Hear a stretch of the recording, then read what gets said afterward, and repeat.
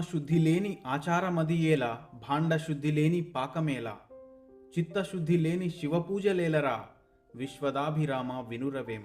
మనస్సు నిర్మలంగా లేకుండా ఆచారాలు పాటించడమంటే శుభ్రంగా లేని వంట పాత్రలో మంచి వంటకం చేయడం లాంటిది. అలాగే చంచలమైన మనసుతో దైవారాధన చేస్తే ఆ పూజలు ఎందుకు పనికిరావు. దుర్మార్గులు అందలం ఎక్కవచ్చు, దుష్టులు రాజ్యాలు ఏలవచ్చు, అజ్ఞానులు అధికారంలోకి రావచ్చు, అవినీతిపరులు నీతివాక్యాలు వల్లించవచ్చు. అయినా అది తాత్కాలికమే. అటువంటి వారే బాగున్నారు కదా అని నీవు మాత్రం నీ వ్యక్తిత్వాన్ని మార్చుకోకు. నీ నిజాయితీని ఎన్నడూ వదులుకోకు. క్షణాల్లో సంతోషం, క్షణాల్లో బాధ, అందమైన ప్రపంచంలో అర్థం కాని జీవితం. ఎవరైతే ప్రశాంతమైన ఆనందమైన జీవితాన్ని కోరుకుంటారో చుట్టూ ఉన్న వాళ్ళకి కూడా సహాయం చేయాలి.